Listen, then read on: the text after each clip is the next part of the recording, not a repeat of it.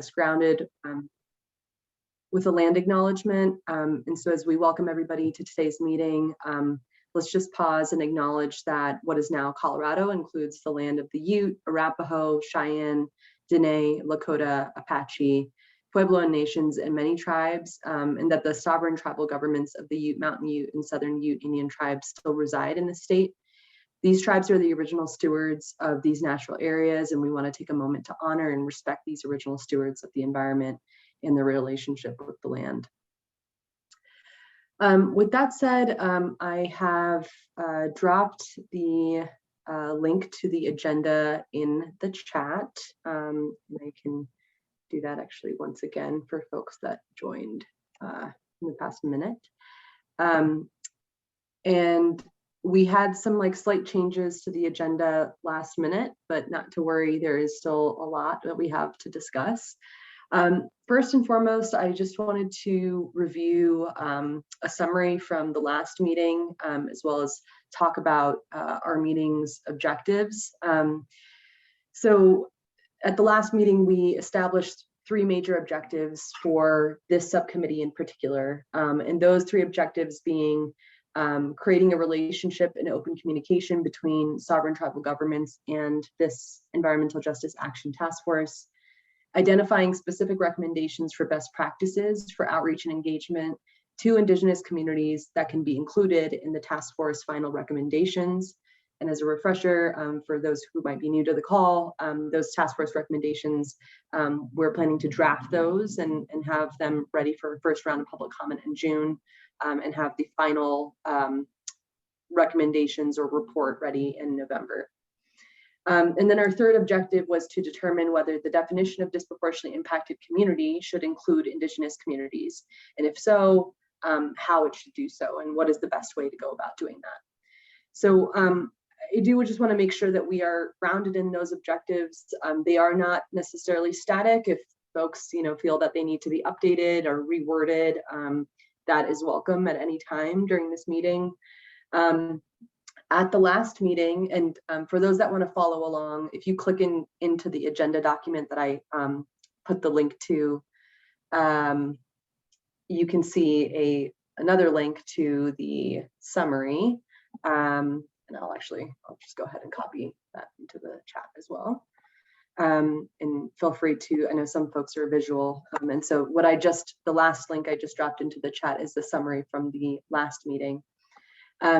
And so during that last meeting, we kind of got ourselves grounded in talking about the vacancies that we still have on the task force. Those seats are still open, and we got an understanding from our task force members here about their interest and their connection to this subcommittee. And we might want to just do a quick refresher of that, especially with our guest speaker, Gussie Lord, in the space. Might be useful information for Gussie to have to kind of know Jamie, Sheila, Ian, and Renee, how you all are like, how you're oriented in this space and what brings you here. And then as a reminder, at the last meeting, we heard from both Catherine Redhorse and Jennifer Lewis. Catherine Redhorse, the Executive Director of the Colorado Commission of Indian Affairs, and Jennifer Lewis, who's also here with us today, the Interagency Tribal Liaison in the Governor's Office. And they spoke to our group about honoring government-to-government relations and the difference between that and specifically Indigenous community engagement. The importance of being respectful of tribal boundaries and capacity. While we are expressing that the task force values and desires their involvement, we also have to be really respectful of their time and their capacity and of their interests and limitations. And then lastly, we did an overview of the Colorado Commission of Indian Affairs structure and understanding their priorities, tribal communities, as well as the dense populations of Indigenous people along the Front Range. We then talked about strategies to get more Indigenous people and representatives to task force meetings, inviting tribal liaisons from other departments, including key people that might not have the title of tribal liaison. And just as a quick update, we did receive that information from Catherine and Jennifer about kind of who some more point people are that both have that title of tribal liaison and then that have that role, but don't necessarily have that in their title. And we will continue to work to engage them and look to our task force members here on that guidance as well, if you all have thoughts on how exactly you want those tribal liaisons to be engaged. And then there was a lot of thoughts on who else to bring into the space. And we have been working on that in the background to see who we could bring to the space. And one of the suggestions was a speaker from Earth Justice, who we have here with us today, Gussie Lord. And I think that kind of takes us into just a quick round of introductions. And so for our task force members, if you would want to just come off mute and really introduce yourself to the people in the space. I mean, we are a small group, so I feel like we can do just a quick round of introductions and then turn it over to Gussie Lord, who is the managing attorney of tribal partnerships at Earth Justice. And she's here to talk about some historical information on federal Indian law and policies, and kind of help us get more oriented and understanding that. So with that, I'm going to turn it over to Jamie. You're the first person in my screen. So we'll go Jamie, Sheila, Renee, and Ian.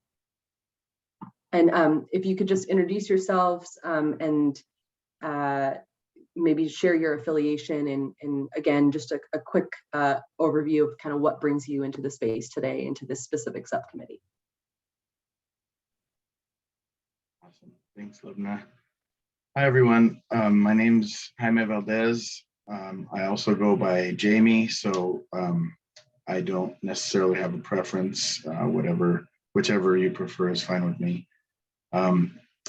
I am a community organizer for Southern Colorado for an organization called Mothers Out Front, which is a mother-led climate and environmental justice organization. And I was appointed to this, to the EJATF by former Senator Leroy Garcia to represent communities of color. I live in Pueblo, Colorado, which is nearly 50% Indigenous and Latin American, and it's an environmental justice community. So yeah, that's, oh, and I specifically work with some Indigenous groups locally and have Indigenous roots of my own, and so this subcommittee was very important to me. I feel it's important to us to for us to try to work out better methods of working with and engaging our Indigenous communities. So thank you.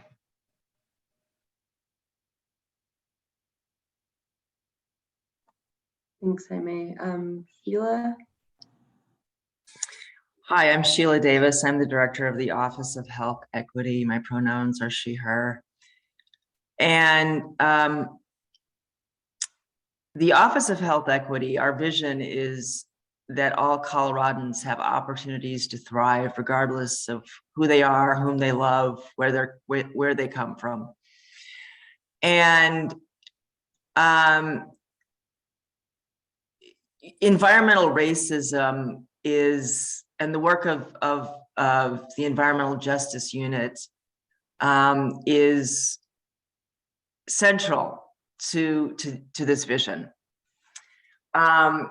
because we have to disrupt systems of oppression to achieve the vision. And I think that CDPHE has a lot to learn, and that there's room for improvement in how we engage with tribal communities. I think in the past, it's always been on, we demand that things happen on our terms, and that CDPHE operates in the dominant culture. And so I see this committee as moving away from that.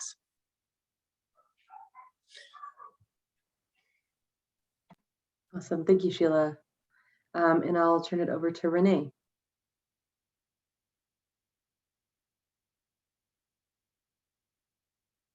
Tlazohcamati Ometo, Tlazohcamati Tatonatiu, Tlazohcamati Tonan Sintlali, Tlazohcamati Abuelitos y Abuelitas, and all the ones that came before and all the little ones to come. I'm Renee Molar Chacon. I'm the Chicana and Filipina.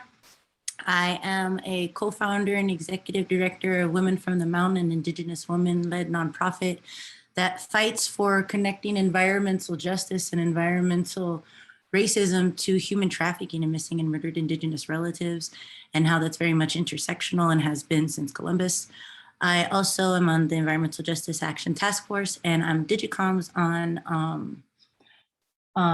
Working Families Party. I am a Samadora and Danza Azteca for Grupo Coro Eslan. In fact, I have to hop off a little early today because I will be teaching the youth today at the greenhouse. We do it every Tuesdays and Thursdays at 6:30. So I'm a woman that holds a smoke and teaches Danza Azteca.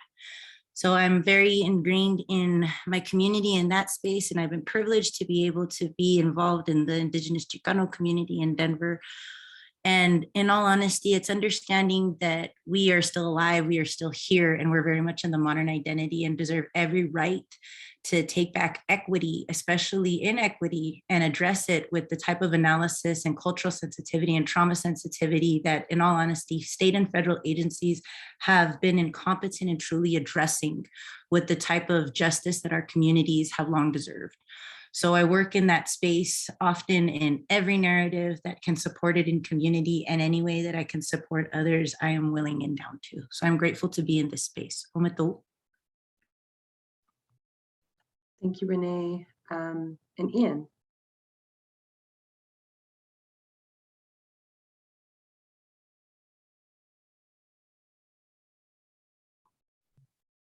Ian, I know that you were in transit, so are you able to come off mute? And if not, no worries, we can come back to you. I thought I was off mute. My apologies. Can you hear me now? Yeah. Okay. Hi, my name is Ian Thomas Tafoya. I am the Colorado State Director for Green Latinos, a national environmental justice and conservation equity organization. I go by CML. I am the co-chair of the Environmental Justice Action Task Force. I am mixed race. I am Hickory Apache, Wingate, Chicano, and my mother is white.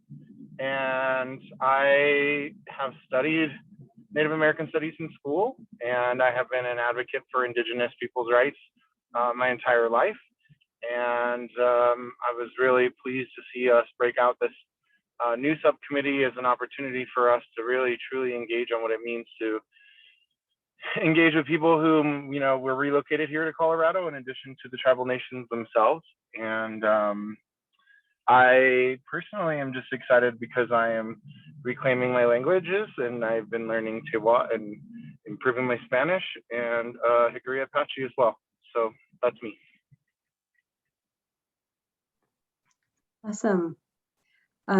Great. So those are our 4 task force members that are present in this subcommittee today. And so I want to turn it over at this time to Gussie Lord, the Managing Attorney of Tribal Partnerships at Earth Justice. Gussie, feel free to introduce yourself. And then if you would like to screen share your own slides, I don't know exactly how you want to go about your presentation. I can also share your slides if that's preferred.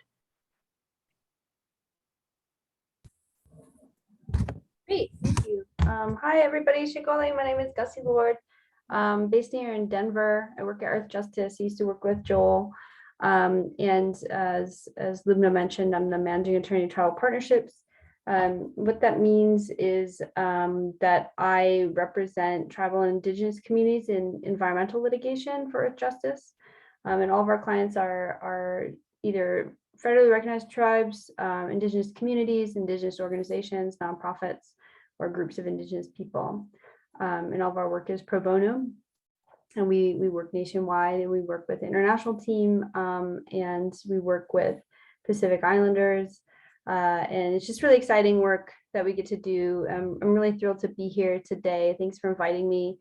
So glad to hear all the work that you all are doing and where you are in this space. I'm glad that Colorado is moving in this direction.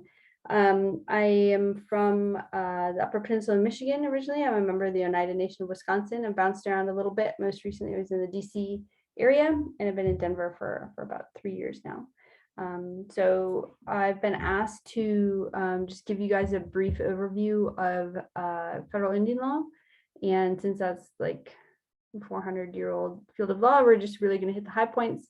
It seems that you'll have varying levels of familiarity with federal Indian law issues. So again, it's just going to be a broad overview, but if there are any questions, please feel free. This is certainly feels like, fairly informal group, and, either jump in or ask at the end or whatever you want to do. Let's see, I do have a little PowerPoint. Let me see where we are here.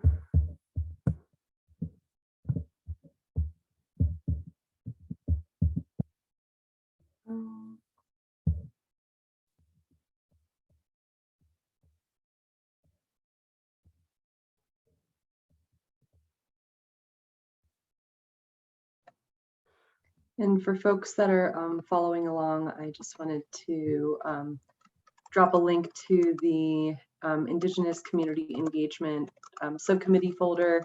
In this folder, you'll see some subfolders to the agenda, to today's meeting notes, as well as the slide deck that Gussie is going to share with us. How's that? Let's see.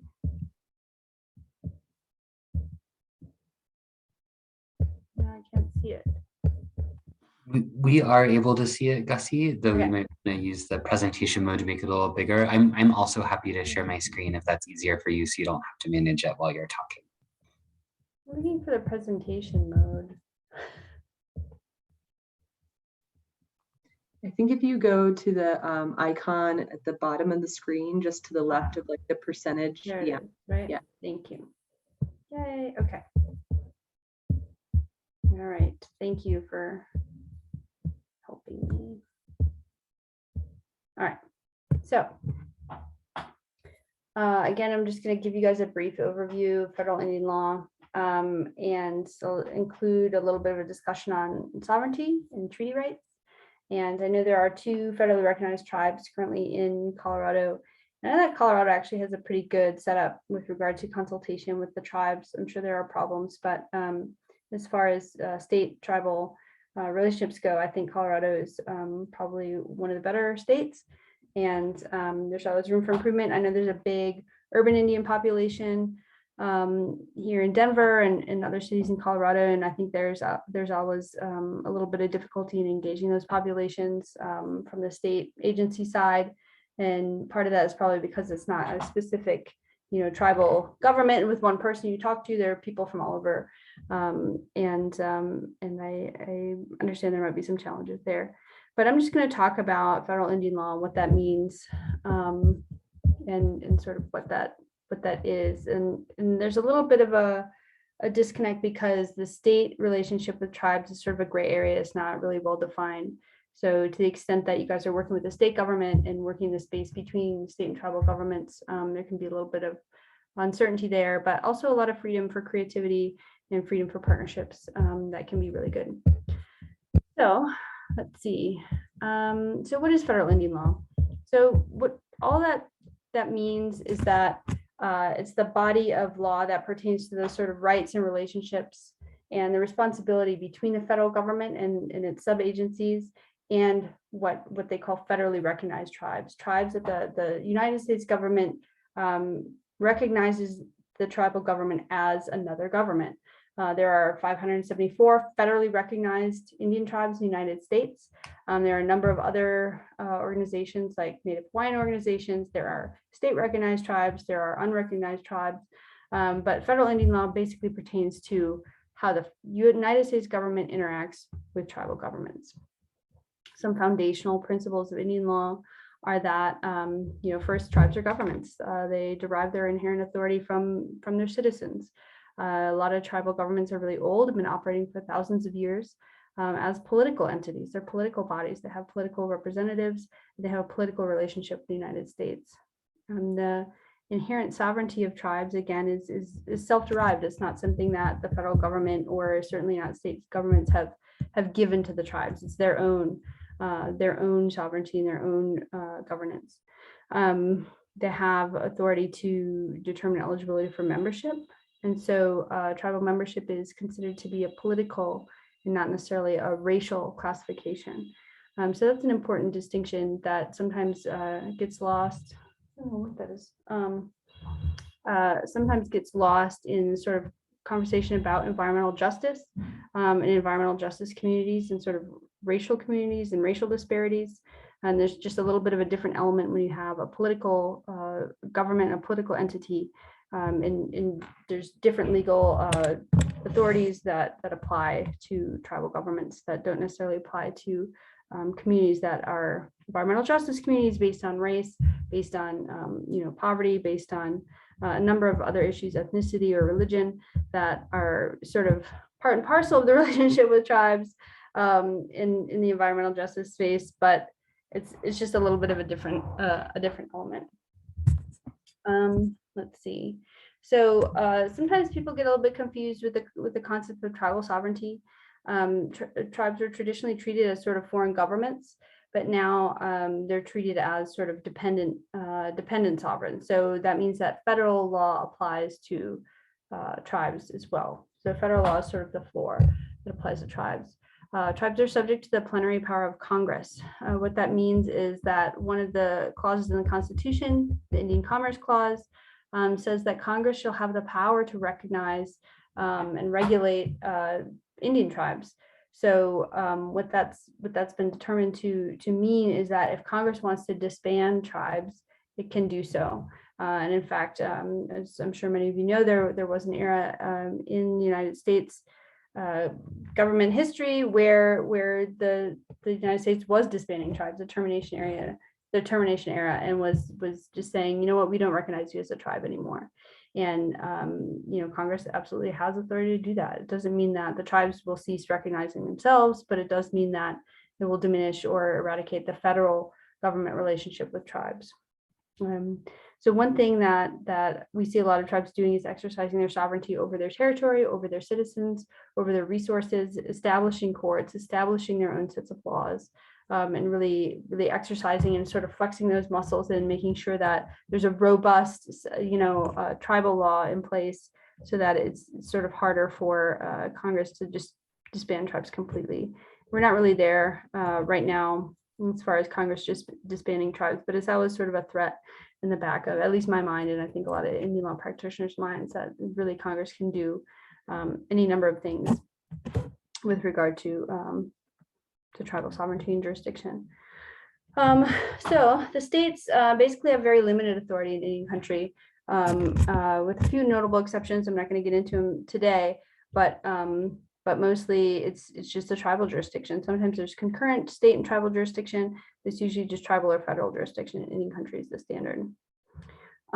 Tribal jurisdiction with regard to people. So tribal jurisdiction over land, over the land base is just basically tribal or federal. Tribal jurisdiction over citizens it's been limited when the people are not Indians or not native or not tribal members. Although there is jurisdiction, tribes do exercise jurisdiction over non-member Indians on tribal land. That the jurisdiction over the person depends on what the situation is. If it's a crime, what kind of crime, where it took place, who owns the land, all sorts of things like that make jurisdiction really complicated in any country, that make it really difficult for tribal governments to prosecute non-Indians. And to make civil jurisdiction difficult with regard to enforcing civil laws, like things like solid waste management and things like that.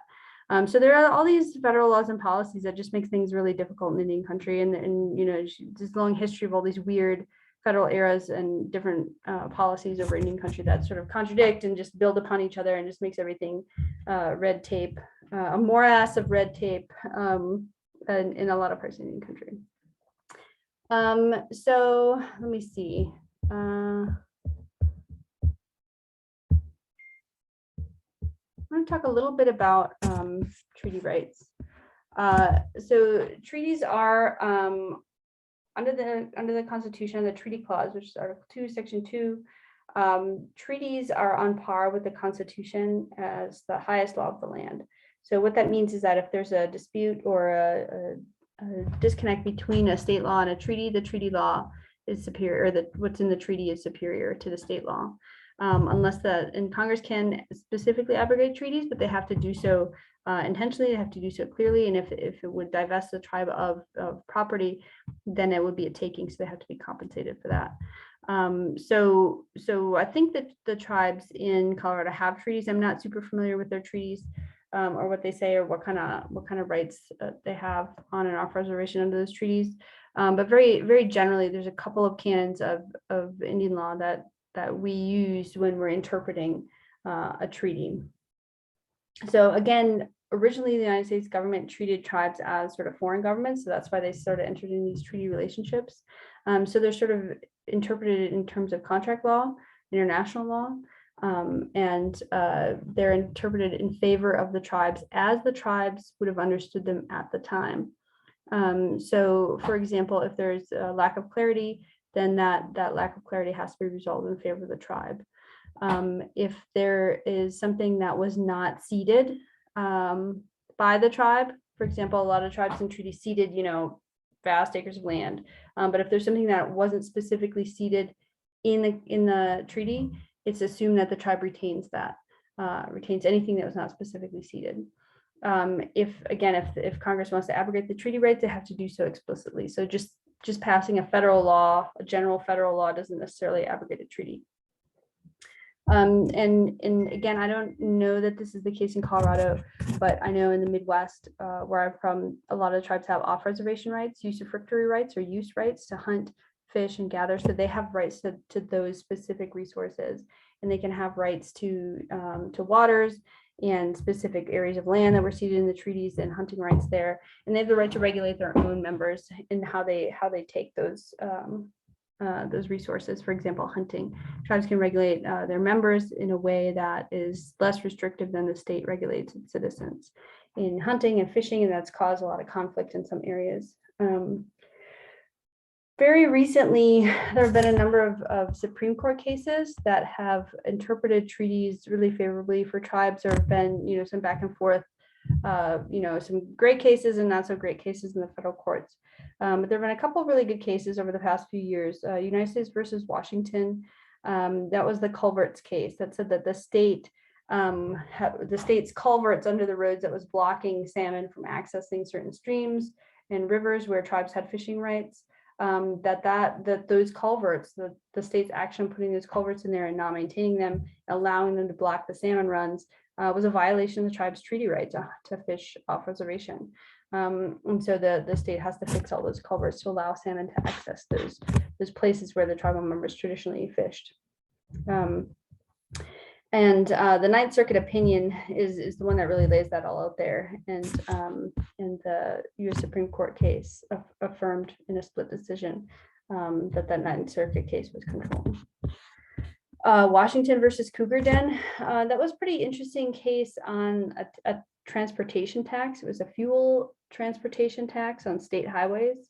And it was a tribally owned trucking company. And the Supreme Court held that the tribe's treaty right to travel freely on the highways meant that tribal members didn't have to pay the state tax on fuel transportation off reservation. So it's pretty interesting that they went back and looked at it, and they thought, well, how are these tribes living at the time the treaties were signed? They used, or how are the tribal members using these treaty rights? What did they mean? And they depended a lot on trade. They had to travel freely to trade and sell things and buy things.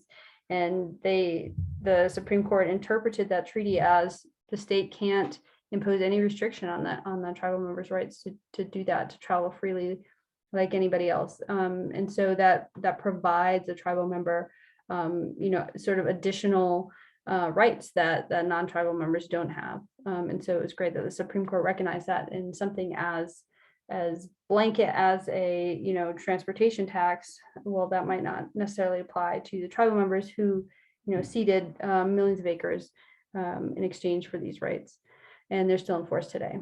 I think somebody mentioned earlier, we're still here, we still have these, we still have these rights, we still have these things that our ancestors bargained for, and having to having to push these rights and push them through the courts and continue to fight for them, over hundreds of years.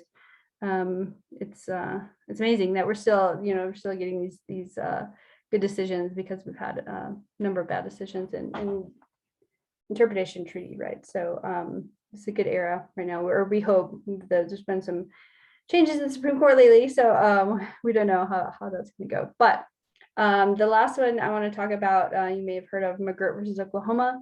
That really just, it was sort of a revolutionary case in some respects, because everyone thought, even some of the tribal leaders thought, that the reservation at issue had been diminished sort of throughout over the years. Most of the people living in the reservation area were non-Indian. Most of the land was owned by non-Indians. But Justice Gorsuch came in and interpreted the treaty at issue and consistently with the canons of Indian law, and said, look, if Congress didn't specifically abrogate this reservation that was guaranteed to these folks by treaty, if Congress didn't explicitly say that the reservation is diminished, it still exists. And so because the reservation was never diminished by Congress, the Supreme Court held that the entire eastern part of Oklahoma was still Indian country. So that was a really good decision for Indian country.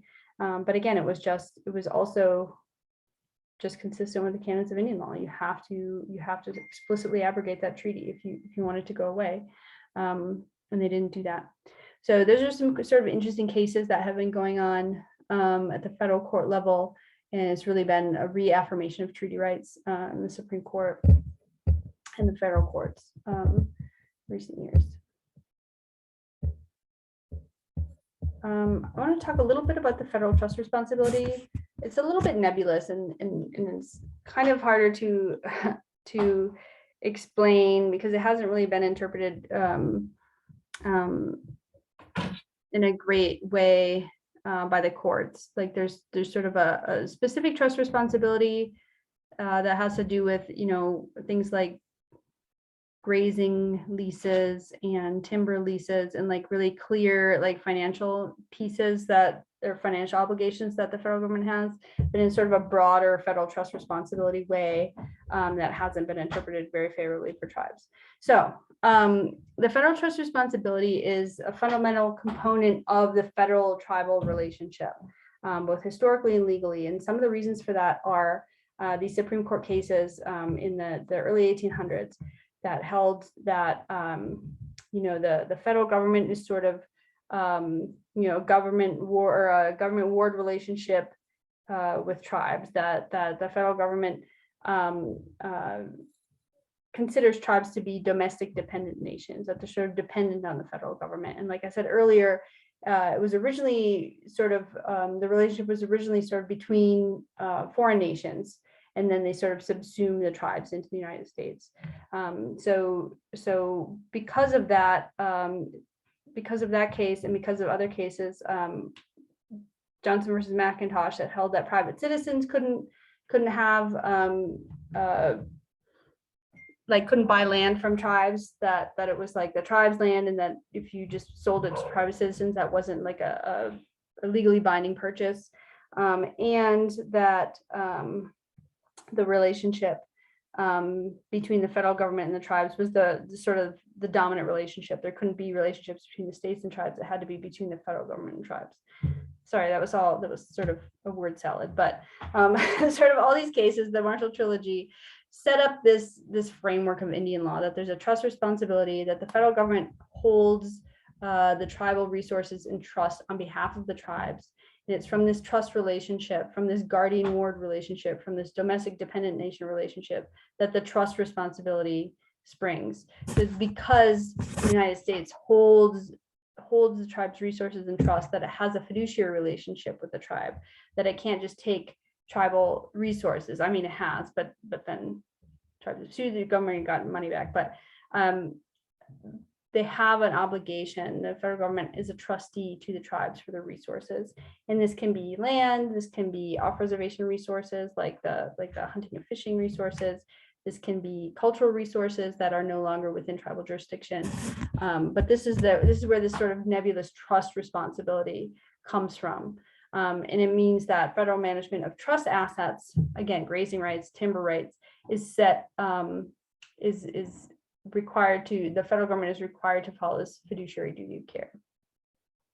So this is sort of the distinction between the federal tribal relationship and the federal state relationship. The federal government doesn't have a trust responsibility to states. Like their relationship is laid out in the Constitution, is different. But the federal tribal relationship was sort of developed through these cases and through these treaties and through like a series of changing policy eras. And that's just one very clear and basic difference between the federal government's relationship with states and the federal government's relationships with tribes.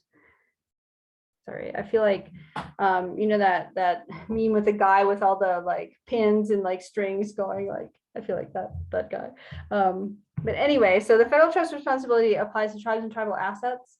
And it's supposed to be sort of carried out under basic property law, you know, requirements. It doesn't always work out that way. For example, Department of Justice, if there's an allegation by a tribe that the federal government has breached its fiduciary duty to the tribe, the Department of Justice is both supposed to represent the tribe and supposed to represent the federal government. And historically, that hasn't played out in favor of tribes. So they're just a series of weird reasons why the contract and property law elements of the federal trust responsibility haven't necessarily been applied to tribes in a way that's been equal or appropriate. Let me see.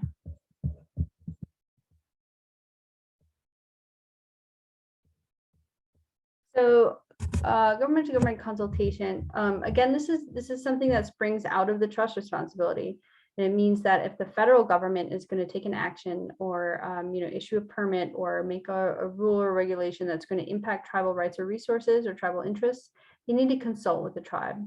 Now, sometimes that's done through Executive Order 13175. That was an executive order issued by President Clinton, saying that the federal agencies have a duty to consult if any of their actions are going to impact tribes. So that's just, it's not a law, it's just an executive order, but some laws like the National Historic Preservation Act have codified the consultation requirement. So there are some legal consultation requirements. Most of them stem from this executive order, and that requires all the agencies to have a consultation policy. I think I mentioned earlier that Colorado actually has a consultation policy. It's not a federal requirement for states to do that. It's something that states can take on themselves, but it's something that you know, is just good practice and just recognizes that, you know, there are these other governance, these other sovereigns, you know, within the state, and that we all need to work together. Some of the work that we do focuses on the National Environmental Policy Act, NEPA, and anything that goes through the NEPA process requires tribal consultation. Again, National Historic Preservation Act consultation is required if there's going to be any impact on a tribal cultural resource or tribal resource that the tribe, you know, wants to have a say in that project. Let me see. In practice, consultation can really vary by agency. It can really vary by the individual employees of an agency. You can get somebody who's really good. You can get somebody who knows, you know, the tribes, who knows who to talk to at the tribe, and who knows how a specific rule or regulation or project is going to impact tribal resources, and really wants to make sure that that the tribal impact is being considered and minimized or avoided.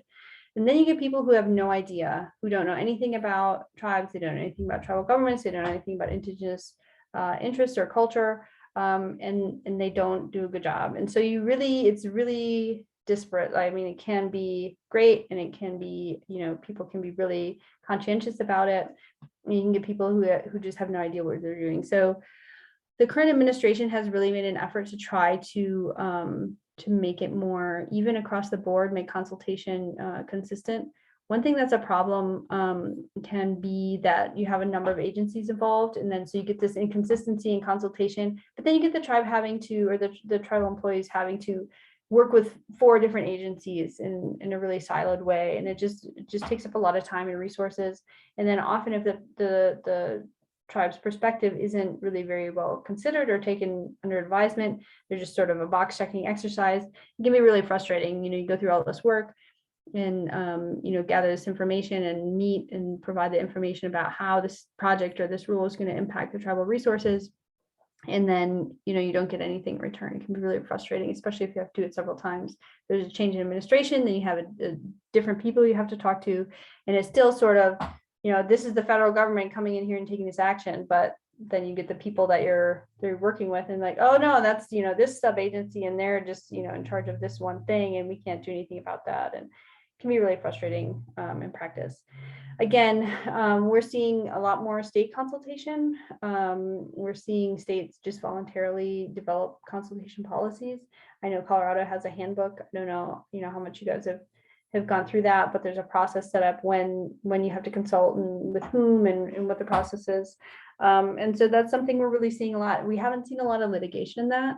Often those don't create, the state consultation policy don't create any rights of action, private rights of action for the tribe, but I mean, they're there. It's tough when there's a disagreement between the tribe, the state, or the federal decision maker, because then it's sort of like, well, we really appreciate the consultation, but you know, didn't make any appreciable difference. So it's a process. We're moving in the right direction, I think. And then one thing that we've been really pushing for, at least from Earth Justice, and I know, you know, on behalf of our clients, is for the federal government to adopt the principle of free, prior, informed consent. So not, you know, basically giving the tribes or indigenous communities that are impacted, it would basically give them veto power over a project that would impact their rights and resources. And, you know, for probably obvious reasons, the federal and state governments haven't wanted to go that far, but we're definitely moving in that direction. The government of British Columbia has adopted some requirements to implement FPIC, and we're really just continuing to push for that under NEPA and under, you know, any federal permitting decisions. States are free to adopt that standard if they'd like.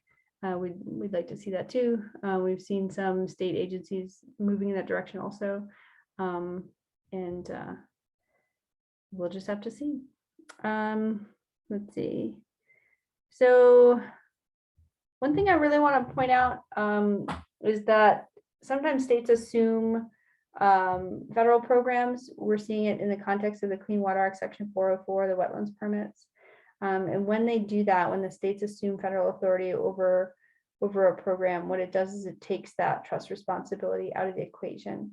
It takes that federal executive order requiring consultation out of the equation. So tribes end up having fewer rights and fewer, you know, hooks and fewer avenues to speak about how a project is going to impact their resources or their waters or the reservation. And so that's one thing that we're really concerned about. Florida has just assumed 404 authority. Alaska is looking at it, Minnesota, Nebraska. So that's one thing that we're concerned about is sort of the federal government dodging its trust responsibility by delegating its authorities to the states. And so I guess I just want to flag that because you guys are working with the state government. So anyway, that's my 20-minute overview of all things federal Indian law. I hope I was clear. I feel like I was maybe a bit unclear in some places, but I'm happy to answer any questions that you guys might have.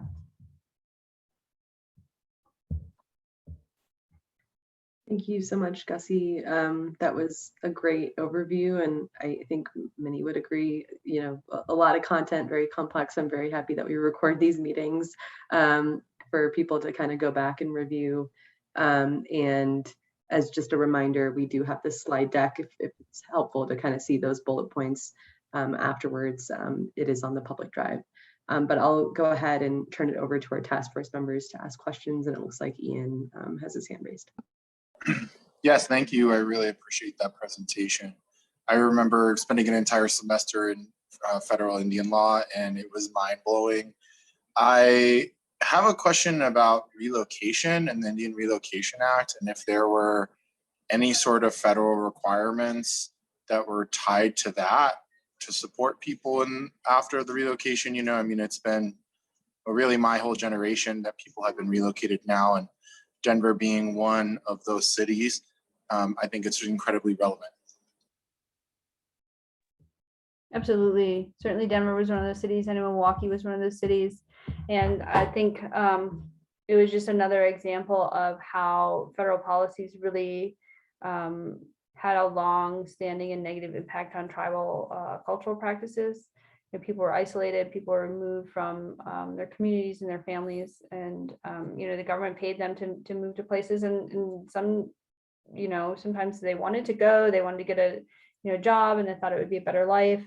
And then you have these sort of dispersed pieces of the community, and you know, in a place like Chicago, where you don't have like one tribe, you have, you know, so many different people from all over the place, and you get people who are indigenous, but they don't know maybe their culture or their language, or they're indigenous and then are part of a number of different tribes, and they're sort of don't know where they fit in or belong. I feel like Denver's got a good, you know, Native community, and sort of like, you know, pan indigenous community. But I mean, I think it definitely had the impact of, you know, dispersing and reducing people's, you know, practice of their culture and their language, and, you know, breaking those family ties, those generational ties. It's certainly something that I've seen in my own family. I don't know.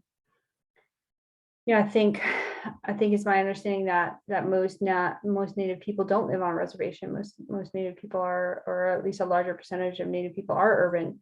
And I don't know that there's anything now to support, you know, specific to support those populations. There's some health services in, you know, in big metro areas that have a big Native population, like Seattle, like here, like Los Angeles, Detroit, I think has one. But as far, I mean, other than that, you know, I have, and maybe some social programs, I just have limited understanding of, you know, whether there are specific avenues or specific things set up, particularly in the environmental justice realm. I think that's something maybe you guys are grappling with a little bit, like how do we consider the impact of the urban indigenous population when it's not like, it's not like everybody lives right here on the reservation, and this is clearly a Native, you know, community. There's like sort of Native people are, you know, we're not just all like in one spot in Denver. And honestly, you guys can probably speak to it better than I can. I don't know. Was that a non-answer? Well, no, I hear what you're saying about like the, you know, if you're enrolled and having access to Indian health services, I guess.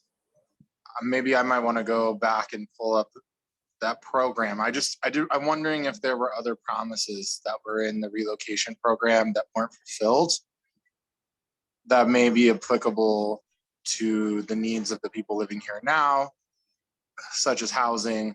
And that's where a lot of where we see indigenous communities being concentrated into these sacrifice zones because of wages. And we know that there is inherent discrimination in wages that are paid to indigenous people, Latino women and indigenous women in particular, really making the least amount of money. And so, you know, those things connect to where people have to live. But I guess I don't know all the details of the program, and it's making me want to.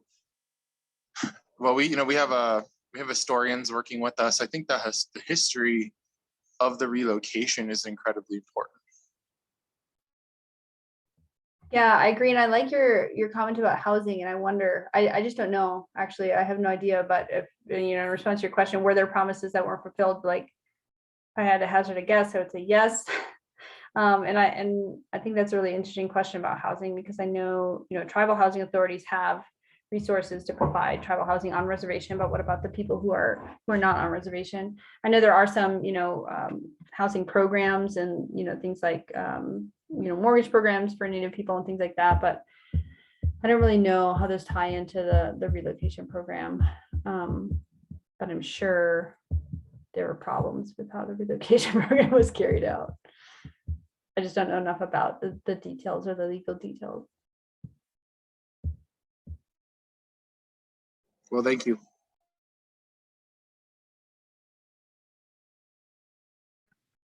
Honestly, to piggyback off of that, I noticed that you said that it's treaties as it was understood to the tribes then, but there's no recognition to context of indigenous modern identity now that's mobile, that's on reservations, but does come to urban spaces for jobs, for housing, for schools, for opportunities. And I'm wondering if there's a way, if that's the case in the modern identity with equitable analysis, to strengthen civil rights laws. You said that they're hard to enforce because of civil jurisdiction, but that's exactly what it is. This is a mobile community that is survived all of these different spaces now and needs this type of cultural context, needs this type of trauma sensitivity context, so that we could also be recognized as living now. Because I feel like it perpetuates that erasure still, that we're still even going to be in the same mindset too as when treaties were first made. And is there a way to strengthen civil rights laws? Is there a way to strengthen civil jurisdiction so that these types of issues, such as environmental racism and degradation, can be seen with those contexts too, that this is already a population that survived this first? We can't, to be truly equitable, unless it's going to prove that it's targeting, this is how we need to be equitable to their civil rights as a mobile community. Yeah, thank you for pointing that out. I was just working on a case that had to do with, you know, how tribes sort of understood the trees at the time. And we're like looking at these old texts, and it talks about like General so-and-so stood up and he said all these things and blah, blah, blah. And then it was like, and then, you know, the tribal leader spoke at length. And I was like, well, what did he say? You know, it would really help to know what he said, but no one, you know, wrote it down. Like, you know, it's like, oh, he said some stuff. It was like, well, that would have helped us know what he thought at the time. So yeah, it's definitely a frustration. It's definitely like keeps things like, it's in like, oh, you know, Native people are from like 150 years ago, which is such a weird thing. And I like your idea about civil rights enforcement. It's actually something that attorneys in our organization are looking into under Title VI. It's been tried, not successfully. We're definitely looking at it in the context of some military bases in the Mid-Pacific, and how that's impacting indigenous cultural areas, fishing areas, spiritual areas, and plant life and things like that. It's tricky. It wasn't, you know, certainly wasn't written with these folks' interests in mind, but that's definitely something we're looking into. I don't have a clear answer. It hasn't been done very successfully. People are looking at it in the context of religious freedom. Oak Flat in Arizona, they're looking at that. So one, it's tough because it's like our issues are never really fully encapsulated in the laws that we have. And two, it's kind of interesting because there's also this blank space where you can sort of creatively use the laws that are there to try and protect and recognize, you know, like, so what's happening now and what was meant, you know, what's meant to be protected. So we're trying. We haven't super been successful, but yeah, I mean, those are conversations we need to be having, certainly. Thank you. Because then if it relates to the military, then it can also, because I've lived in military spaces too. My husband is in the Navy. You could see a distinct red line, like it is the red line. And I imagine it's like that internationally. It could also relate to predatory corporations that also perform in the same way in those spaces. And I'm wondering how we can start bringing that into the modern identity. So any resources that you have, please, I would love to know or learn about too. And I really thank you for your presentation and your help.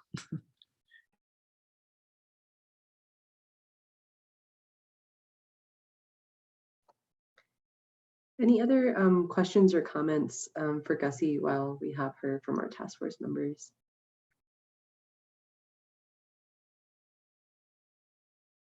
I have a follow-up question. Where would you recommend us looking for more resources to understand the law and or historical rulings and things?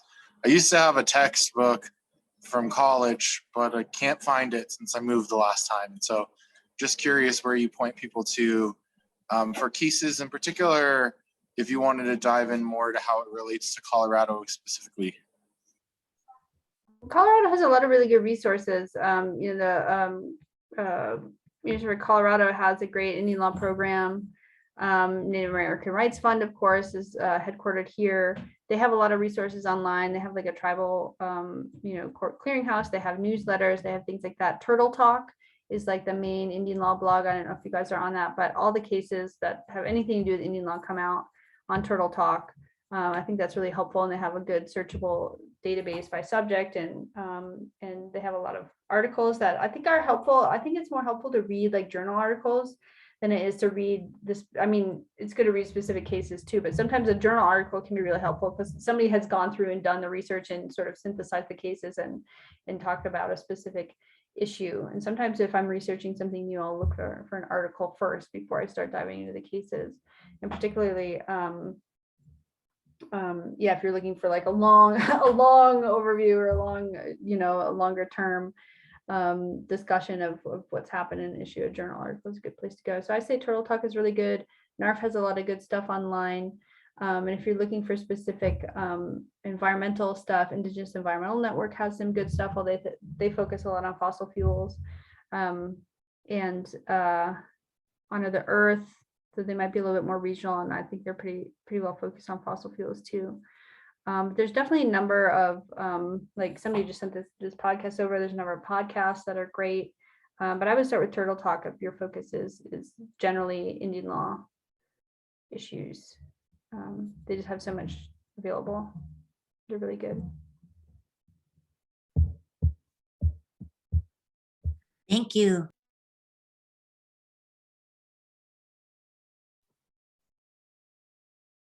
Awesome.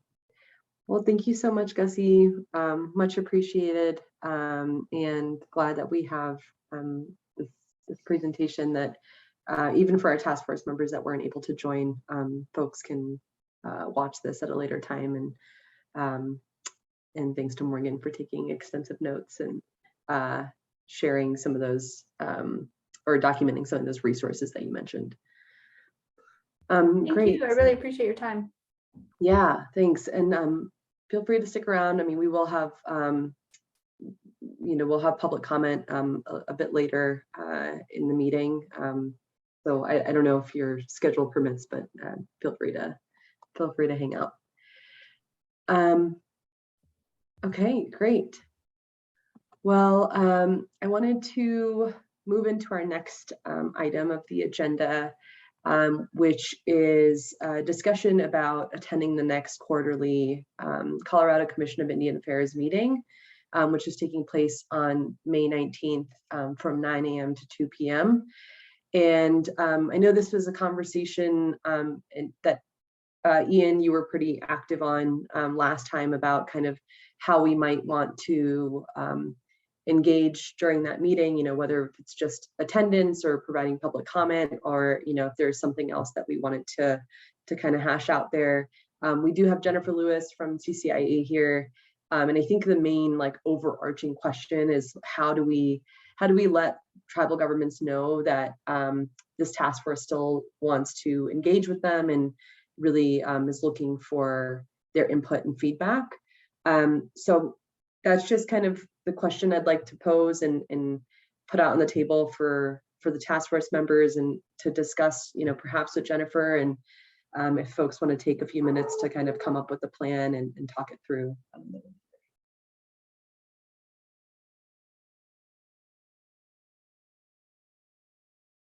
I'm so sorry, I won't be available then, but I would actually like to sit on, just introduce ourselves so that they also know that we're here in this space. And Lumna, I can provide one additional update from the staff side that I realize we probably should have provided, and perhaps Jennifer can confirm this, but we do have a quarterly update that is provided to the Colorado Commission on Indian Affairs. I think that I'm not sure on the exact structure, but we work with our tribal liaison, Rachel Bryan-Elker, who's currently on parental leave, on compiling that. So we did send an update to the CCIA quarterly update, which we've done for the last couple of updates as well. Just sort of mentioning the existence of the subcommittee, the work of the task force, and we continue to welcome ideas on engagement. So I'll see, I think I can put that language here in the chat. It's a little long, but just kind of a note that there is at least some written correspondence kind of indicating the work of the task force that I believe has been conveyed to the members of CCIA. So Jennifer can confirm on whether that has happened yet. Sorry, she would know that a lot better than I do. Yes, thank you, Joel, and thank you for bringing that up. I also wanted to just let you all know that the schedule for the CCIA meeting on the 19th is actually 8:30 to 1:30. We were working on seeing if we could get this approved into that particular meeting for a quick update or a presentation to the commission, but the agenda is very, very jam-packed. So unfortunately, we can't do it this particular meeting. But yes, the written updates have been included in the meeting packet, and that's going to be going out to all of the voting commissioners, including the tribe, this Friday. We have also added a couple of talking points into Executive Director Kathleen Redhorse's address to the commission that basically says, take a look at your written updates to see further information about the Environmental Justice Action Task Force and how to be involved. And sorry, Jennifer, it's a little bit hard to hear you. Is there anything that you could do with your mic, or is it just a connectivity issue?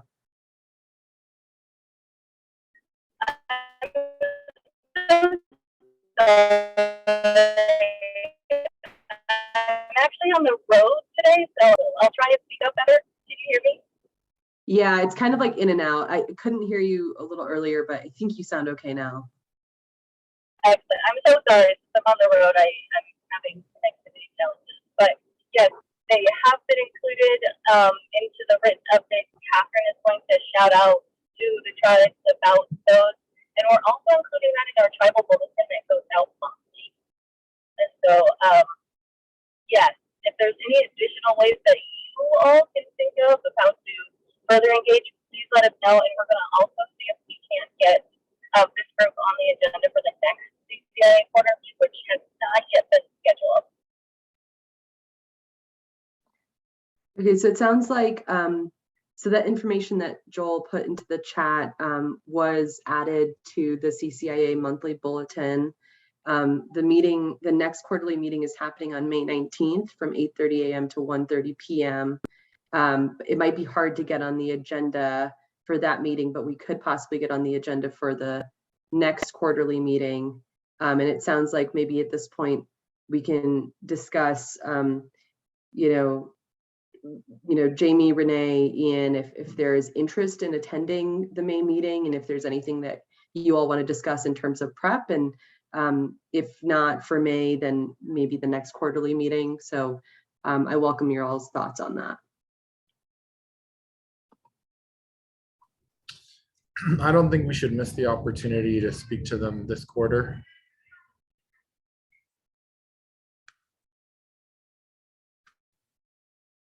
Is this an in-person meeting?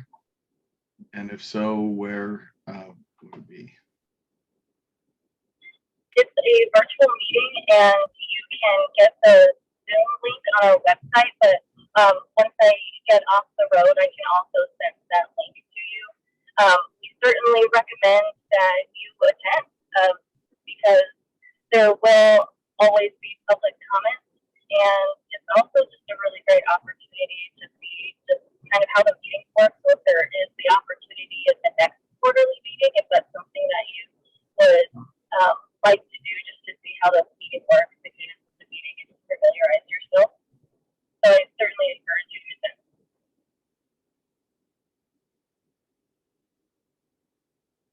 Yeah, that sounds good to me.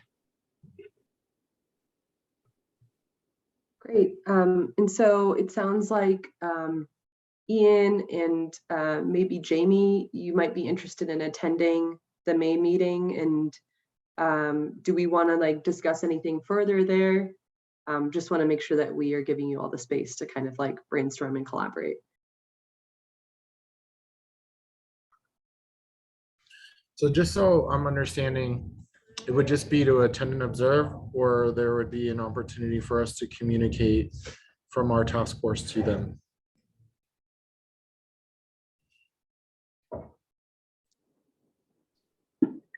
Yes, definitely attend and observe, but also if you would like to provide public comment, there will be a public comment openness. I'll have to look at the agenda. I know we changed it around, but you can see what time that public comment will take place on our agenda that's also posted on our website. Great. And then I guess the question I would have is, would we want to coordinate our message, or are we thinking we would each just speak from the heart? I feel like there's some power in delivering a message that we come together on.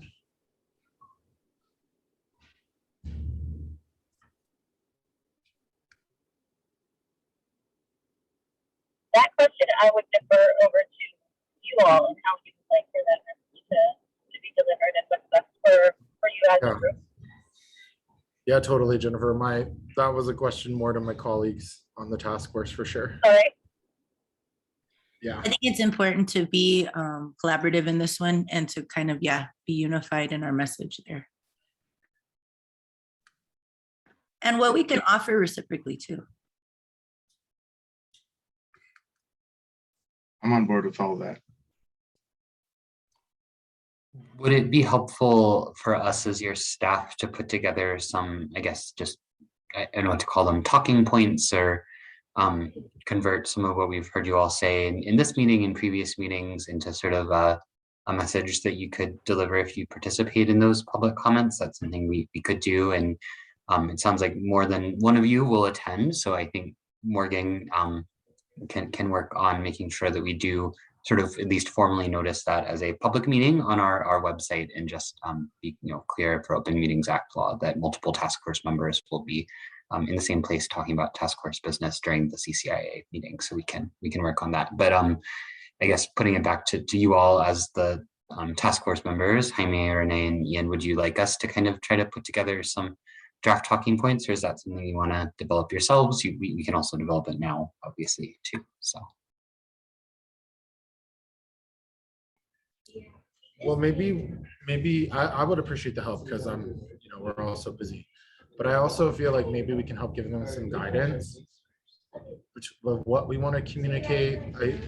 From the outset, it seems to me like we need to acknowledge what the task force is. We need to acknowledge that staff have been in communication. I think we need to tell the story of how we got to where we were in the subcommittee. And then I think it's why it's important to us.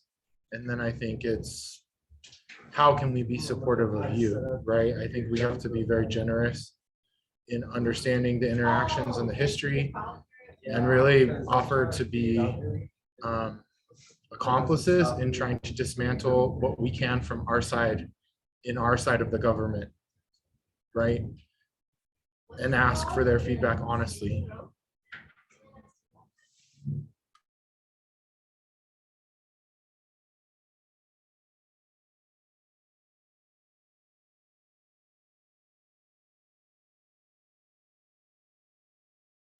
I think those are great first steps, honestly. Just those ones. Yeah, same here.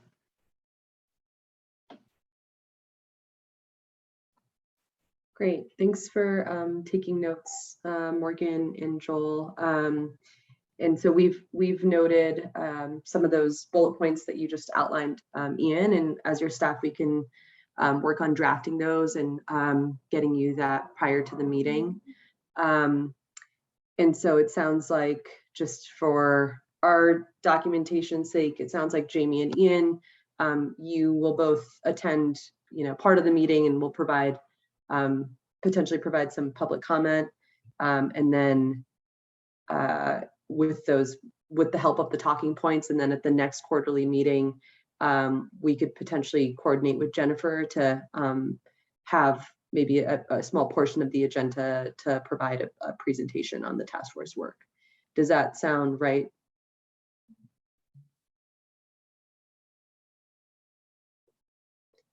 Okay, great. Yeah, can you just repeat for the audience and for us the date of the next quarterly meeting? Yeah, so the date of the next quarterly Colorado Commission of Indian Affairs meeting is on May 19th. And Jennifer just updated the timing and mentioned that it's from 8:30 a.m. to 1:30 p.m. May 19th is a Thursday, by the way. And just so you all know, in the agenda document, I've hyperlinked the website for the Colorado Commission of Indian Affairs for folks to kind of take a look there. And there is also a hyperlink to the Zoom meeting link. So you could also click on that to attend.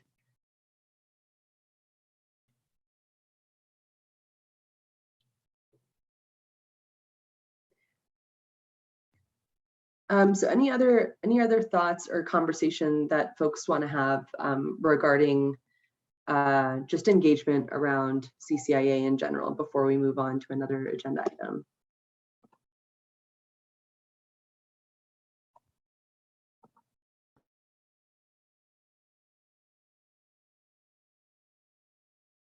Okay, hearing none.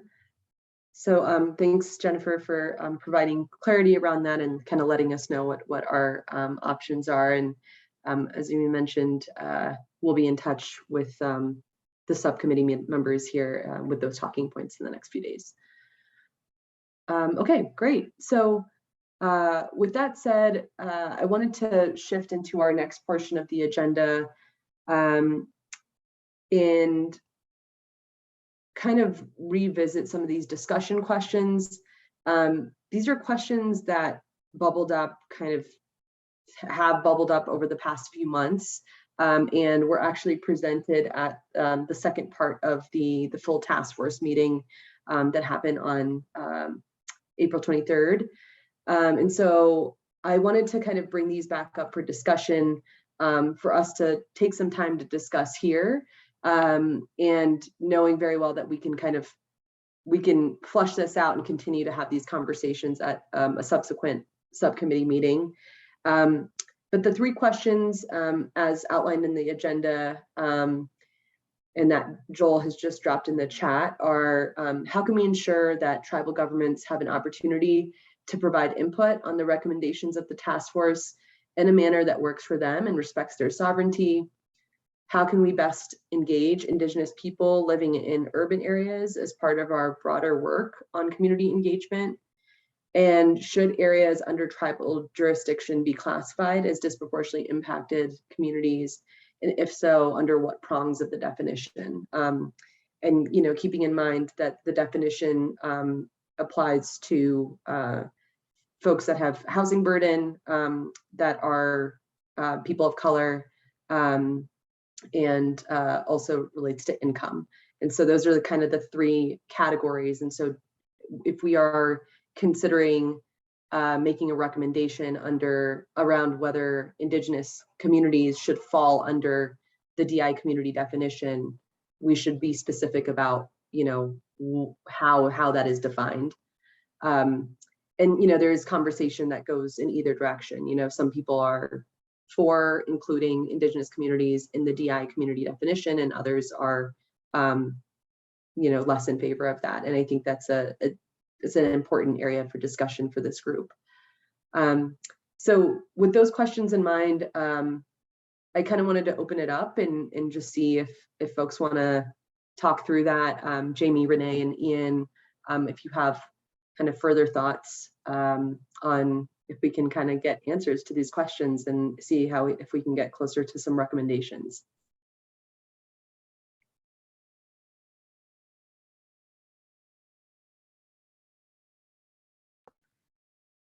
I've heard some feedback already when it came to this, that I think it was the Southern youth that didn't want to be included in disproportionately impacted community. So it's also assessing privileges. What are cumulative impacts? And then bringing this to Denver Indian Commission and other spaces. There's the Native American Housing Committee as well. So maybe going to as many spaces as we can to include as many populations as we can, to truly understand what is a disproportionately impacted community and how do communities in those spaces want to be defined as well, too, given their own privileges and assessment of their own equity, and being respectful of that as well. But then also seeing the Indigenous communities that do align or do want to be included, because we're not a monolith. It is going to be diverse in that way, and to approach every community with that type of respect.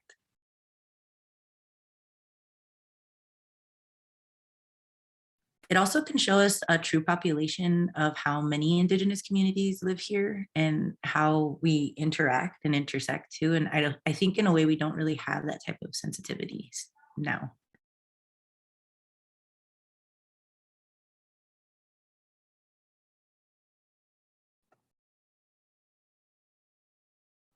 Thanks for that suggestion, Renee. And so if I heard you correctly, you were mentioning like maybe like as task force members, like you visit as many spaces and communities as possible to kind of assess, you know, how Indigenous communities are thinking about equity and how they're thinking about whether or not they fit into this definition.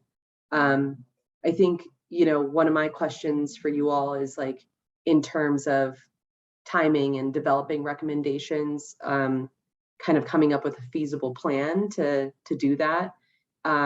It's May, you know, we had discussed doing draft recommendations by June, and unfortunately we have this like incredibly tight deadline of having the recommendation report finalized by November. So, you know, thoughts on strategies for going about doing this.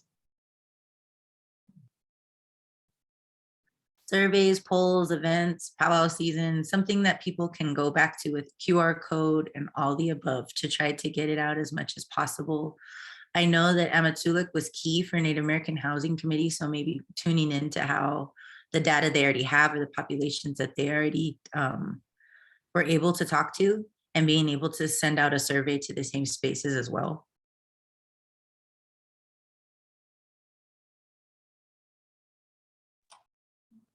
Renee, for our note taking, do you mind repeating kind of some of the last point? I want to make sure we get kind of the specific organization you said we should try to replicate or share data with. Amatulik from the Native American Housing Committee.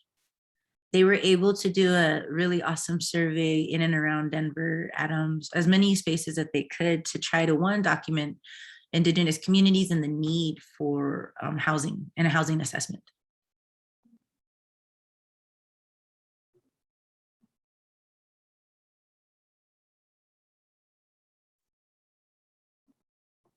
I don't remember what else I said.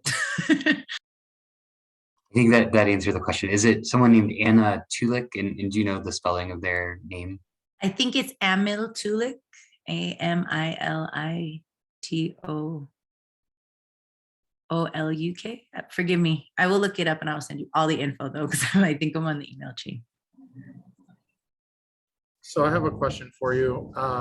In regards to the first item that you list here, but how do we ensure we get the best engagement from them?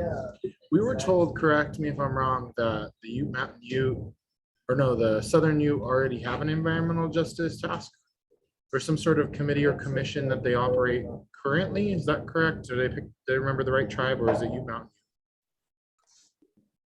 And I can try to answer that. So both tribal governments have an environmental department or natural resources department, sort of the equivalent of us, of CDPHE being the environmental department for the state government. So each tribe does have their own staff who work on it. What you might be remembering is that Scott Clow, who is the director of the Ute Mountain Ute Environmental Department, is actually on the federal NEJAC, the National Environmental Justice National Environmental Justice Advisory Council. So he is essentially a member of the federal equivalent of this body, the federal EJ task force or advisory board. So that might be maybe what you were thinking of. But to the best of my knowledge, neither tribe has a formal environmental justice council or advisory board or task force. That they just have the tribal government environment departments. Well, I wasn't thinking of it as like a formalized task force, but really in my mind, I'm recalling, I think it's the Southern Ute, that they have some sort of advisory group of their tribal members that advise on environmental issues. I think we should be chatting with them. I did have a chance to connect with a leader from the Southern U about trying to continue the conversation of participation. And I'm trying, it's Ernest House. Ernest House and I had a conversation about it. Who's a leader there. But I definitely think like the best way I know is to ask them. And for some reason, I'm really feeling like this is the Southern Youth that has something organized.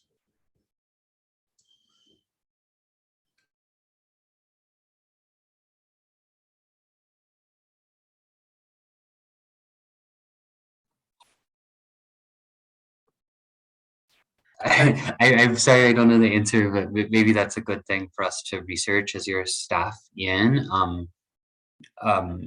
I just quickly checked the Southern Youth's website, and it does appear that they have a couple advisory councils that are convened, including a wildlife advisory board. So that that's obviously different than environmental quality, and I think that's particularly true probably for a tribal government where wildlife management is even more significant in many ways than it might be for a state government.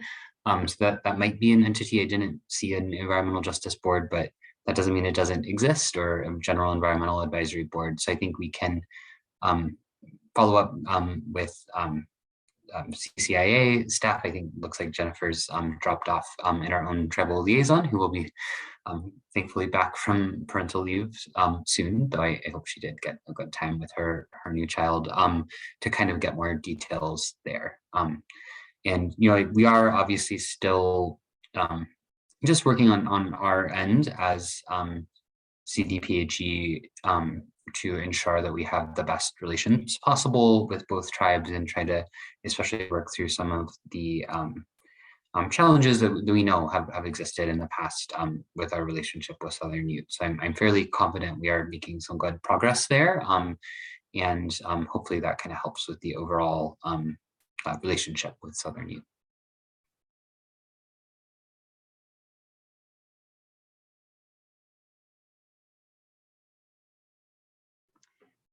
Ian, I just saw your comment in the chat, and I think that's a great idea in terms of just like relationship dynamics and the fact that you've already touched base with Ernest.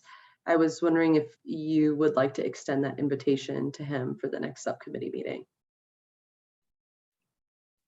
Yeah, do we have it scheduled? Maybe we can work together on that part of it. Yeah, for sure. And we can get something scheduled for June. I don't know if we want to. I don't know if we want to do that now, but we could go ahead and put something on the calendar for right now. Let's see here. Maybe we could ask him some days that work for him. I don't know. Yeah, that's a great idea. So Ian, would you want to reach out to Ernest? Is there anything that you would like as your staff for us to kind of facilitate or get started? Let's talk offline about it. I feel like yes. Okay.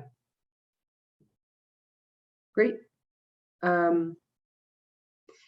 So going back to some of our questions, again, kind of thinking about engaging tribal governments on the recommendations of the task force, and also just more broadly how to best engage Indigenous people living in urban areas in just kind of enhancing our community engagement and making sure that we're bringing people into these spaces and giving them the opportunity to provide comment on the recommendations that we'll be developing. Any additional thoughts there?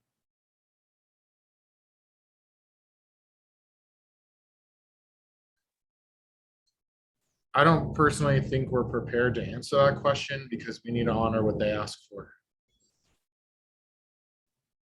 I would agree with that and add that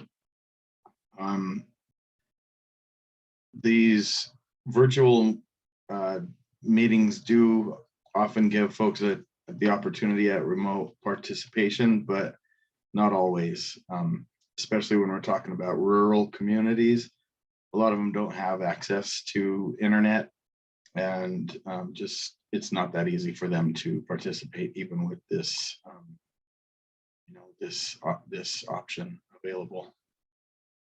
So that's, I don't know the answer to that, but that's just something to keep in mind, I guess.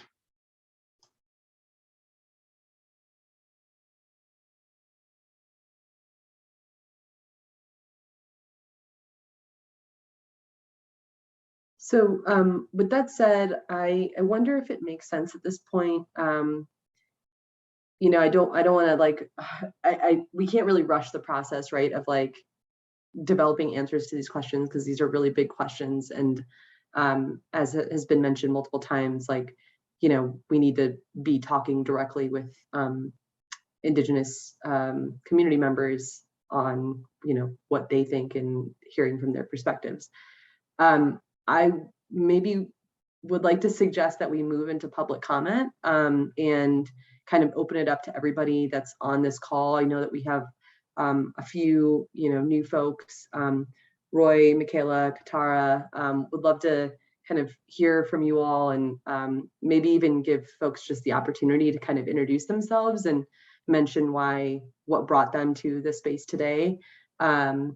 So if that sounds okay to our task force members, maybe we kind of hear from members of the public, go through a round of introductions, and then if folks that are on this call, really anybody has you know, questions or comments related to both our meeting objectives, which you can see at the top of the agenda, as well as these discussion questions, I think it's safe to say that we welcome your input and your perspectives. So with that said, I will pause. Roy, you're in the top left corner of my screen. Would you like to come off mute and introduce yourself? Yes, thank you. Yeah, my name is Agustin Roy Esquivel. I met Ian and these guys, and I appreciate Jamie's comments about us struggling with some internet access. And I told Jamie that I'm struggling with some breathing issues. I got COPD and emphysema. So I struggle talking and with this wildfire down in New Mexico. Being 20 miles from Taos, it's really been affecting San Luis, and so it's tough I'm struggling a little bit, but we are in the oldest town in Colorado with the most senior water rights. It's a beautiful community. I appreciate everything that you guys have said. I'm really excited and hopeful. I'd love to participate a little more. I wasn't sure what this organization was about, but I appreciate Jamie and Ian when he was down here, Juan, Milo. Thank you guys for coming down, and thank you for allowing us to be part of this. If we can get on the agenda next time, we'll be a little more prepared. And I'm grateful for what you guys do. Really, thank you guys. Appreciate everything that you guys do, all the hard work you guys put in. It's not an easy job, but I'm grateful to you guys.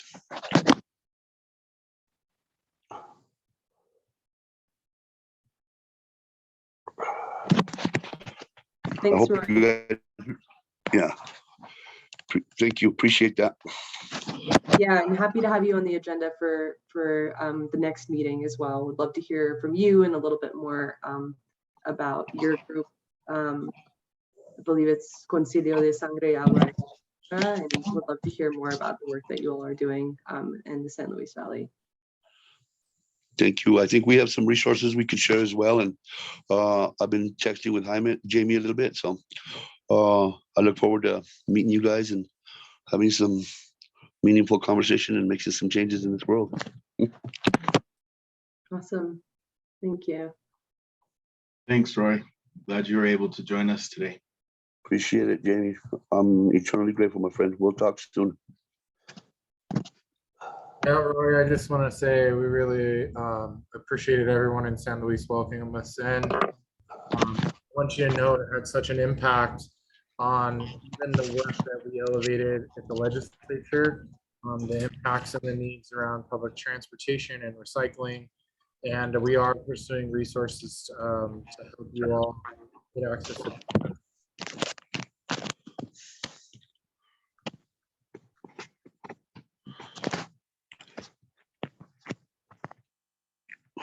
Thank you, Ian. Again, just really grateful. I see some positive things taking place here. I've been at this for 20 years, man. Been involved with every organization and elected positions that I could, sat on every board that I could. So it's nice to see that there's some younger folks coming up that are gonna make the changes that we definitely need, man.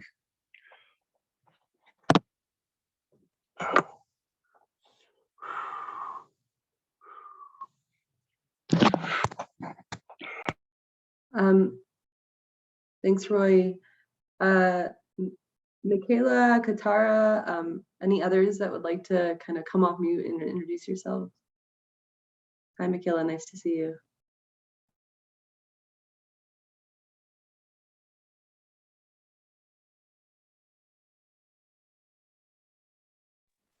How Matakiapi, Micaela Ironshell Dominguez here. Thank you, very grateful for being asked by Renee for me to be a part of this call. I was very appreciative of the presentation that was given. I'm born and raised here in Denver, Colorado. I'm Chichango Lakota, and on my father's side, he lives on the reservation in Rosebud, South Dakota. And then my family on my mother's side comes from the San Luis Valley outside of Trinidad. And I do a lot of social justice, environmental justice work. I'm a huge advocate from an Indigenous lens. Right now, I am one of the co-founders and co-directors of Women from the Mountain. I also am a program support coordinator for creative strategies for change. Sorry, baby doesn't want me to speak. She wants to say something too. And which is based in 5 points. We have lots of programs for Black, Indigenous, and people of color that I'd be happy to share. And then I've always done my work with youth, Indigenous youth in particular. And so again, just very grateful to be here and be happy to be a part of these calls. So thank you so much.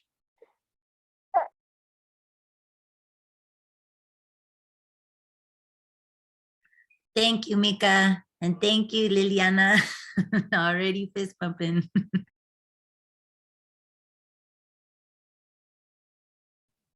Thank you for joining us. Thank you, hermana. Thank you.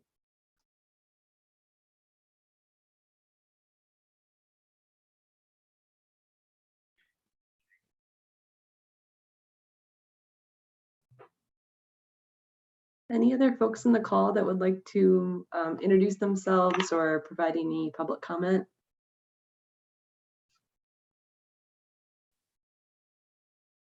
I can jump in just to introduce myself. So yeah, thank you everyone for letting me be here in this space as well. I'm Katara Burola, and I'm coming to this call as a community organizer with Mi Familia Vota as well. I was invited by Jared, and we just do a lot of the stakeholding for the task force so that we can help with community engagement, both for the Indigenous community and otherwise.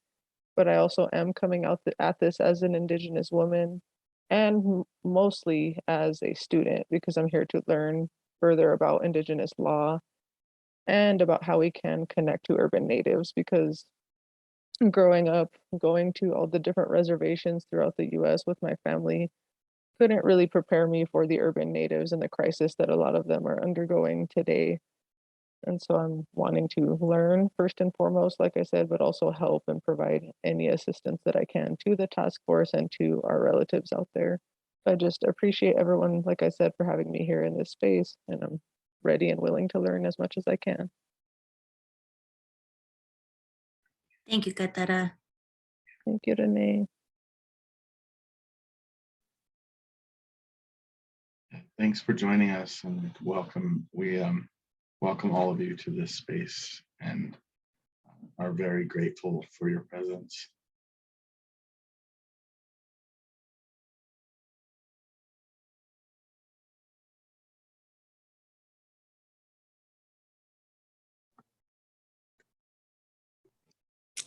I'll introduce myself. I do have a 2-year-old behind me with COVID, so he's a little loud. My name is Dr. Caitlin Hull.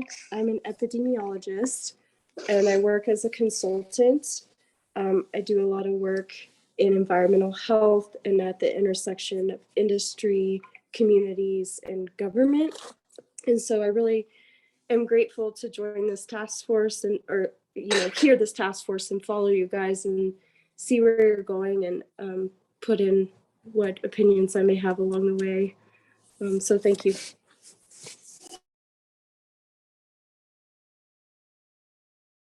Thank you. Nice to meet you. And I hope your little one gets well soon and strong. Yeah, I second that. Thanks for being here.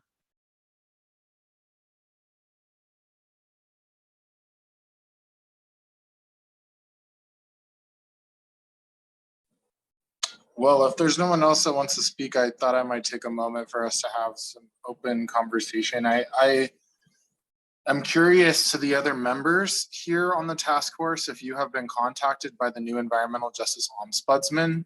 I have yet to receive a connection to them outside of them being named in a previous meeting. And I know they've been on for a little bit now, and I guess I'm slightly disappointed if I'm not the only person that they have not contacted. He has not contacted.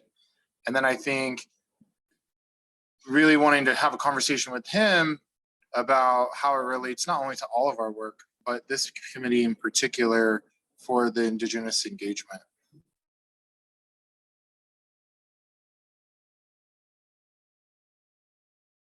I have not been contacted either. Yeah, that makes 3 of us. I also did want it to be known, especially those that publicly comment, to keep coming back. I think that it's really crucial that we maintain the grassroots bridge and we always maintain that for community development. So I was talking with Lubna last time about having jam boards, that if there's any ideas or other subcontexts that we're not getting to that you might be able to help stress in any way that you specialize, to be able to jot down those ideas going forward so that we can also reach out to you in these spaces so that it's not just us representing the task force, but we're representing you in this space to the best of our ability.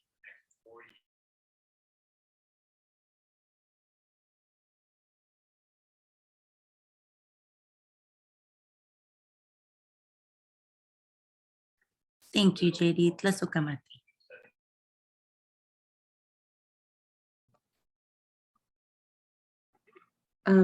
Thanks for that. And I just wanted to mention, Ian, to your point about not being contacted by the Environmental Justice Ombudsperson, we're happy to make an introduction and kind of facilitate you all meeting with him. I'm happy to kind of get that started. And I would add, Marcus is very much a part of our team, even if he's not, formally under, for example, like he has a different independent structure for his work. But and I think because the Environmental Justice Act had basically instructs him to work very closely with the advisory board over the long term, he kind of has done more kind of work with the advisory board so far. Obviously had kind of a large public presentation and conversation about his work at the April advisory board meeting, and he's sort of lurked in a couple subcommittee meetings, I think, and I think part, if not all, of the April task force meeting we didn't actually think to put him on the agenda, which we probably should have. I know he is currently at a recital for his daughter, so he isn't in this subcommittee meeting this evening, but we're definitely happy to forge connections since we are in many ways the staff to both Marcus and to you all. So happy to kind of talk about those connections or to kind of suggest that he reach out if folks would like to talk with him.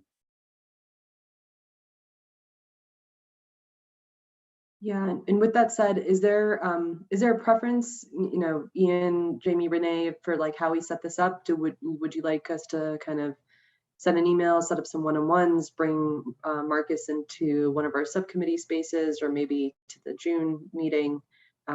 Open to suggestions on what you prefer. Well, I definitely think the June meeting, and I would very much like to have a one-on-one.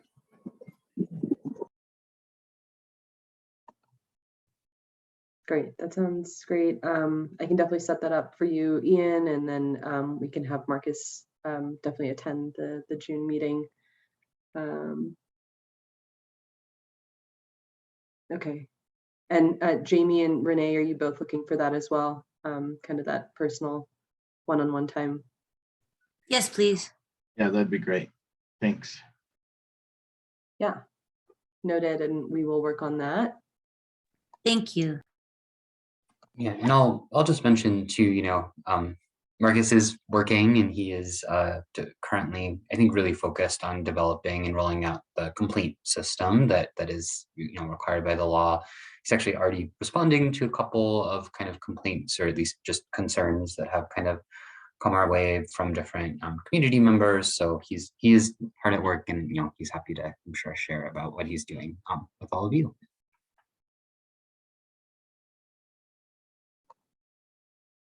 Great. JD, I see you've had your hand raised for a few minutes. Yes, feel free to come off mute. Everybody. One thing I really want to mention is two things. One of the biggest one is during the pandemic, my family had 5 funerals, cousins, close relatives. My brother had a collapsed lung. So now we have an infant here who's sick. And then Renee, you're going to a funeral. This has been a long, hard time. And as we know, it really does hit disproportionately, these types of illnesses hit disproportionately disadvantaged people more than it does anybody else. And this shows proof right here. And I just want to say, I'm sending as much energy and prayer as I can to everybody that we're doing this, because we're trying to do this together. So I wanted to say that first. The second thing that I think is very important, Renee, primarily because you mentioned, I'm trying to forget the right words. We can't necessarily talk about race without talking about racism. There's been such a systemic effort of racism and disenfranchisement that it's really amazing. My sister-in-law did her DNA, and she's 75% Native, but she will never, ever know what tribe she belongs to. She'll never know her ancestors, because the ancestors that had the information are gone now. And so we see how systemic this idea of erasure is going. So I think that's something that we need to understand, that there's a lot of us who are here, and Renee recognizes it, and a couple other people had mentioned it here. And I'm going to share a story. This happened to my mom. She was taken. She wasn't adopted. They didn't sign papers. She was absolutely, unequivocally, undeniably taken out of her yard. But when she went to find her history, well, she actually found her sister. I shouldn't get into that. But anyway, 80 some odd years later, now that my mom and her sister in their 80s, they'll never meet each other because one's in Canada, one's in Texas. But when they both did their research to figure out what happened and why they were not returned to their family, the only document that was on that paper, it said, illiterate Indians. Now, I don't know what illiteracy or literacy has to do with whether you're fit to be a parent or not. But to see that is what disconnected, on my mom's side, our family, it's very traumatic. And I think these stories need to be understood, as Renee does. And I can't remember who else had mentioned that. Because toda la gente, we're here. I mean, we really are here, and we're trying. So I don't know. I hope that kind of puts into perspective what I'm trying to say, because we really cannot talk about these issues till we understand that there has been a definite attempt at erasure. And I just wanted to say that this is so important, because there's such a big group of us that are being excluded, but yet we're still here. And for me, the drums are calling. And I'm older, but I'm tired of people telling me who I am. I've been called Mexican so many times. I'm not Mexican, but it's such a catchphrase, that everybody, that's all we go by. So I think just recognizing that we're all here, I think, is really good. And I just wanted to say that And I need to apologize again, because every time I get on this, sometimes my frustration just goes beyond crazy, because now, now Roe versus Wade, I don't care what side you're on, but we're constantly under attack. And you guys, I really believe before I'm dead, we will see whites only signs again. And I'm so fearful of this. So hang with me, and I'm hanging with you. And as it was mentioned earlier here by Roy, todo es muy importante, and to see the youth here, don't let my frustration get onto you, because I'm trying to actually add more energy. And that's why I'm here in this space, is because I see positive here. And I just wanted to say thank you, okay? Sorry for the long word, but you guys know us old people, we talk. But it comes from the heart. So I just had to share that. Thank you. And I'm very proud to be allowed to be in this circle.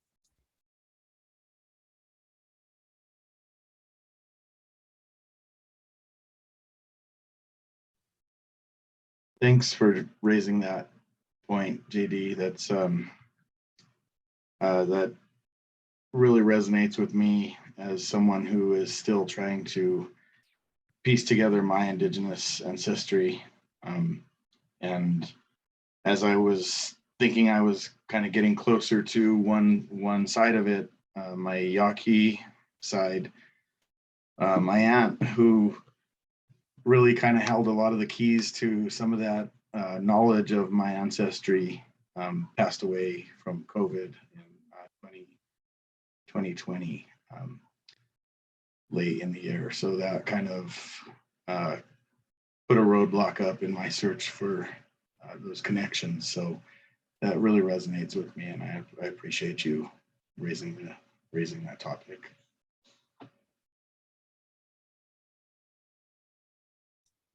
See, and that's why I was trying to say thank you. I mean, Ometido, this is good, because that's why I was saying, Renee, and everybody here, we're raising this topic up. And I think it's very important, because, they may have disconnected me from the actual tribal nation. Pero mira, yo soy aquí, here I am, and I think that's what's pulling us together. And it's amazing how many of us, even my family, I have relatives in San Luis right now, from the valley, So on the seat, todos aquí, I mean, it's almost like we're pulling together. This is happening. So, like I said, I feel such honor here. Sorry about the crying too, okay? Now remember, you guys, don't tell nobody I was crying. Vulnerability is a strength, and I truly am grateful for you, JD, for that. You are very strong in this space to maintain that compassion. In all honesty, I feel like this goes back to what Ian raised about recognizing Denver has the unique challenge of being a relocation city and an intersection of many Indigenous communities.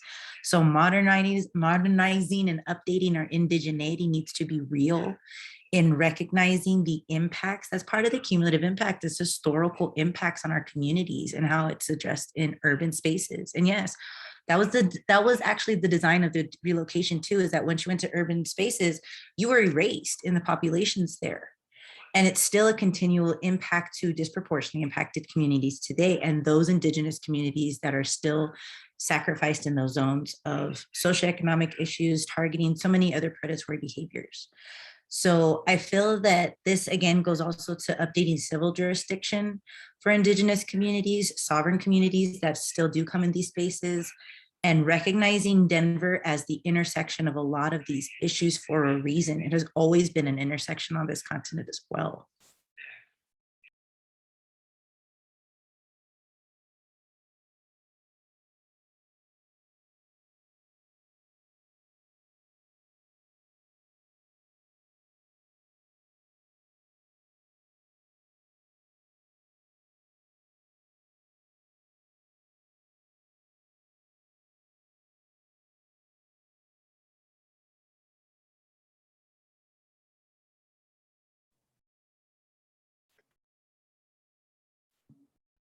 I know that this is probably, again, still very premature, but I did want to just remind everyone here, including members of the public, that if you have any thoughts or feedback around some of these discussion questions that are really big and broad, and I know, require a lot more consideration, but especially with there being a number of Indigenous folks that are in the space right now, we welcome your perspectives and thoughts around these broad questions that we have here. No worries. Thanks, Renee. Thank you for your time. Thank you all. Be well.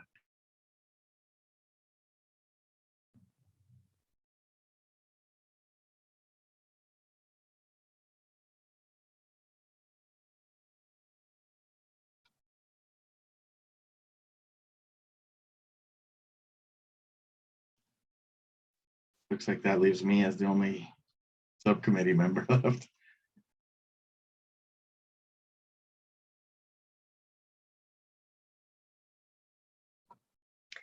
Yeah, and if folks don't have additional public comment, which is totally fine, we're almost at time with our meeting. We have about 5 minutes left. So Jamie, you're welcome to adjourn the meeting if you'd like to. Okay. Does anyone else have any comments they'd like to share before we get to adjournment?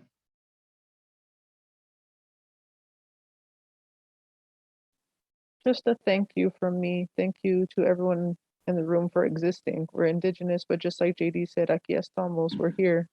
We're here, we're existing. So just thank you all for existing alongside with me and being resilient, even though it's exhausting. So la lucha sigue, and I'll be here for anyone to reach out to as well for any help that you might need. Awesome. Thank you for that. And thank you for being here. And I think that's a perfect note on which to adjourn. Thank you all for joining us and for your important comments. They're very helpful, and that's really what this subcommittee and the task force are all about, is improving this public engagement. So thank you again for being here, and this meeting is now adjourned.